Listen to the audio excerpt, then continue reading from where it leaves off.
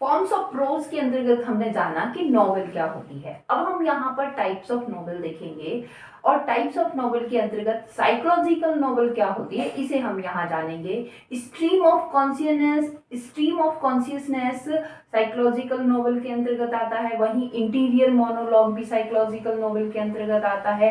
क्या होता है ये यहाँ पर जानेंगे हम।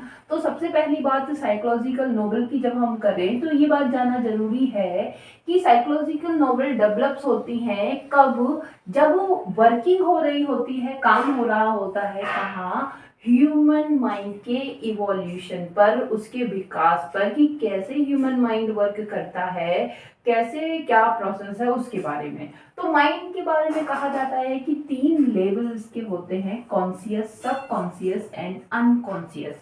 कॉन्शियस हमारा जो माइंड है 3 भागों में बटा हुआ है, कॉन्शियस, अनकॉन्शियस एंड सबकॉन्शियस। तो कॉन्शियस चेतना जो मैं यहाँ पढ़ा रही हूँ तो कॉन्शियस होकर, कुछ बातें हैं कि अनकॉन्शियस बहुत ज्यादा अब मेरे काम की नहीं है तो वो अनकॉन्शियस हो गई, और कुछ सबकॉन्शियस हमारे काम के दौरान ही चलती रहती हैं, है ना, जिनका हमें पता नहीं चलता।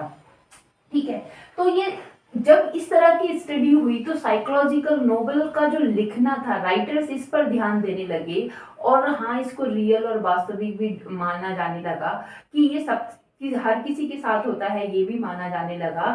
तो ये बड़ा ही इम्पोर्टेंट हो गया। तो ये जो लिखे जाने लगे साइकोलॉजिकल नोवेल, इनका दौरान किस दौरान कि 1913, 1915, 1913, 1915, इस दौरान ये लिखे जाने लगे।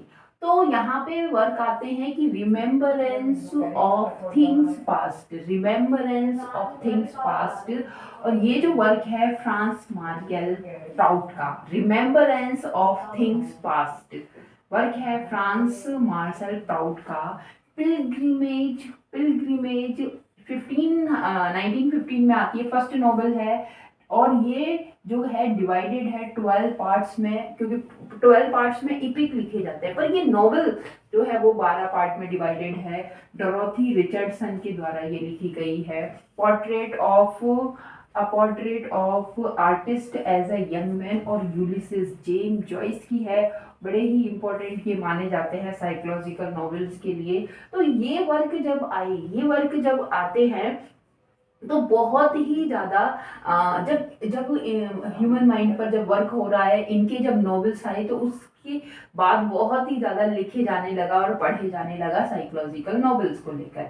अब इसी के अंतर्गत एक टर्म आता है stream of consciousness, stream of consciousness, कि कॉन्शियसनेस है, चेतना है, और उसमें क्या है, एक धारा प्रवाह, वो कॉन्शियसनेस जो है वो बह रहा है। तो ये क्या है, यूज किया गया after William James book principles of psychology. तो विलियम जेम्स की बुक है प्रिंसिपल ऑफ साइकोलॉजी, जो कि 1890 में जो लिखी गई है।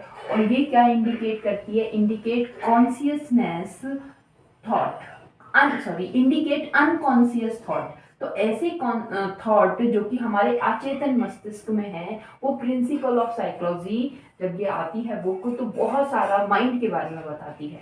ठीक है, और उसके बाद ही राइटर्स जो है इसे पढ़ते हैं, लिखते हैं, इस पर विचार करते हैं। स्ट्रीम ऑफ कॉन्शियसनेस जो ये एक टर्म है, ये ले जाता है led to interior monologue, interior monologue की तरफ। देखो मोनोलॉग क्या होता है कि एक ही इंसान बोल रहा है, मोनोलॉग है ना, सॉलिलॉकी। तो पर मोनोलॉग में सॉलिलॉकी में अंतर है। मोनोलॉग में क्या है, वो अकेला ही बोलेगा, है ना, बोलने वाला अकेला है, सुन तो बहुत रहे हैं।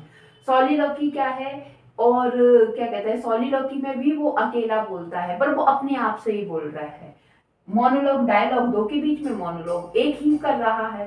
ठीक है, पर हमने ड्रामेटिक मोनोलॉग पढ़ा, तो ड्रामेटिक मोनोलॉग में राइटर की इमेजिनेशन होती है, एक इमेजिन वहां पे करेक्टर है जो बोलता है और उसकी ऑडियंस भी होती है, तो वो ड्रामेटिक मोनोलॉग हो जाएगा। पर यहाँ पे इंटीरियर मोनोलॉग की बात है कि ये जो बोलना है वो खुद से ही बोलना है, ये जो बोलना है ये खुद से ही बोलना है, और इस बात की बोलने वाले को क्या है, इस बात की चेतना भी है। ठीक है, और ये इंटीरियर मोनोलॉग फिर क्या, एक लिटरेरी डिवाइस है ओरिजिनेटेड बाय डूजार्डिन, एडवर्ड डुजार्डिन, और जो कि क्या थे, फ्रेंच नॉबलिस्ट थे। और फिर इन्होंने क्या किया, एम्प्लॉयड वर्क करना शुरू कर दिया on the novel of James Joyce, क्योंकि इनकी नोबल में, इनके वर्क में stream of consciousness, interior monologue, ये साइकोलॉजिकल नोबल हैं।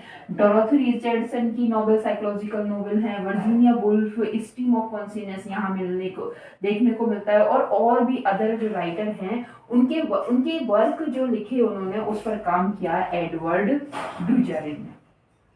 और ये इंटीरियर मोनोलॉग होता क्या है, ये हिडन फैंटासी होती है, छुपी हुई कल्पना होती है, रेवरी होता है, डे ड्रीम होता है। और इसमें क्या होता है, feet of cerebral rather than imaginative, जो कि चाल है, जो कि फीट हैं, जो कल्पनाएं हैं, वो इमेजिनेटिव नहीं है, जबकि सेरेब्रल है कि माइंड की बनी हुई कल्पनाएं हैं वो, है ना, माइंड उस पर वर्क कर रहा है, कोई इमेजिन नहीं कर रहे हैं हम इस कल्पना को कि वहाँ बहुत अच्छा पहाड़ होगा, वहाँ झरने होंगे, ये इमेजिन नहीं है कि ऐसा होगा। पर ये क्या है, ये जो इंटीरियर मोनोलॉग है, ये दिमाग का वार्तालाप है ना, विदाउट, और इसमें क्या होता है, विदाउट लिसनर, अनस्पोकन, वो कोई उसे सुनता नहीं है और वो बोली भी नहीं जाती, वो अंदर ही अंदर चल रही है, नियरेस्ट टू अनकॉन्शियस।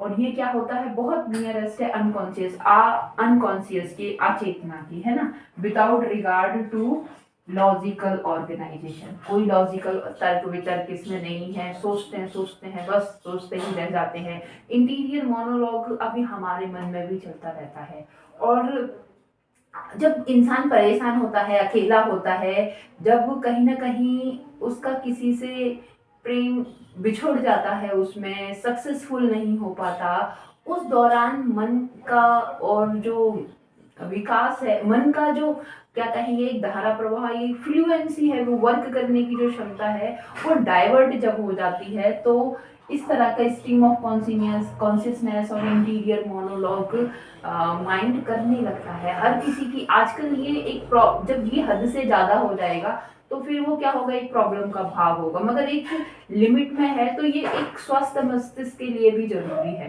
तो साइकोलॉजिकल नॉवेल इस पर बेस हैं और पढ़ने में भी ये दूसरे के मन में क्या चल रहा है इसको ये बताती हैं।